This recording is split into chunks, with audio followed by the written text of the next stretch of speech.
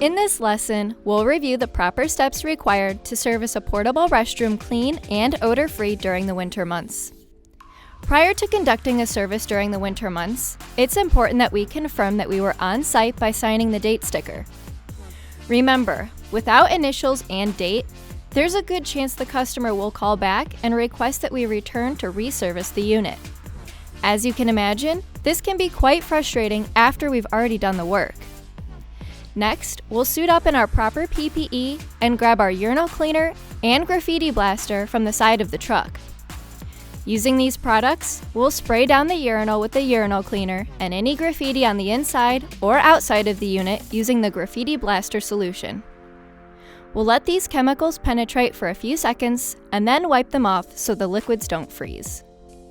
We'll then proceed to evacuate the waste tank. This is done by utilizing the PTO powered suction hose located on the side of our truck. Beginning in November, the yard will add a methanol mix or a saltwater brine to your truck's freshwater tanks. This unique blend is adjusted each week in the yard based on the upcoming 7-day forecast. It's also usually only effective for the first 7 to 10 days after it's mixed.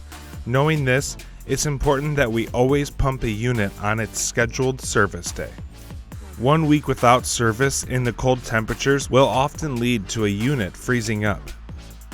When pumping a tank, it's also important that we break up any ice that may have accumulated inside of the tank by using the end of our wand or a steel stake from the side of our truck.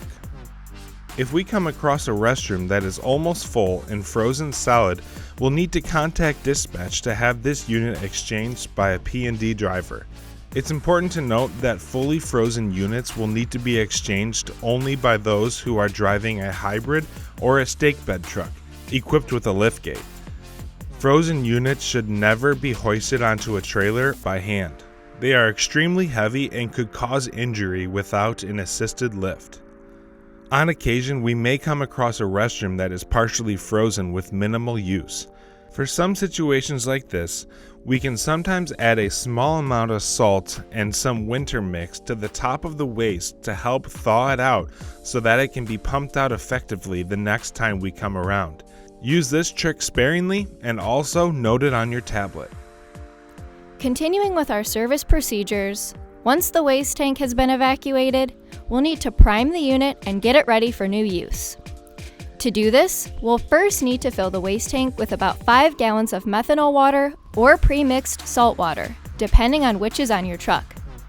Never, I repeat never, fill the waste tank with regular fresh water during the winter months unless instructed to do so on your work order.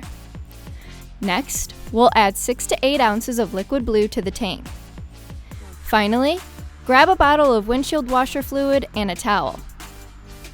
We'll then spray the walls and all major surfaces, including the top of the seat, tank, and lid, using the towel to wipe them all down.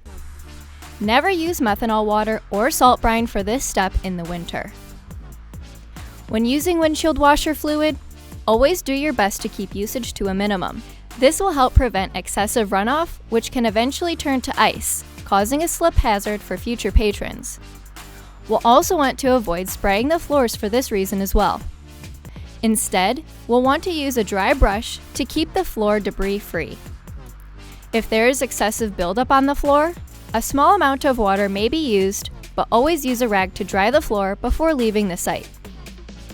As an additional step in our winter cleaning procedure, we'll need to add 1 scoop of rock salt to the urinal as an added precaution to help keep the unit from freezing until its next scheduled service. Now that we've properly washed and primed the unit, we'll grab a towel to dry the top of the waste tank, toilet paper dispenser, and the toilet seat as a courtesy to the patron who can, and often, will use the unit right after we service it. No cabana spray is required during the winter months. With the previous steps complete, it's time to restock the supplies as needed. A simple 2-roll toilet paper dispenser must have a minimum of 1.5 rolls, while a 3-roll toilet paper dispenser must have a minimum of 2.5 full rolls. Some customer accounts will also specify that you fill the hand sanitizer dispenser. On these accounts, you'll need to inspect the hand sanitizer dispenser bag and change when it's less than 1/4 of the way full.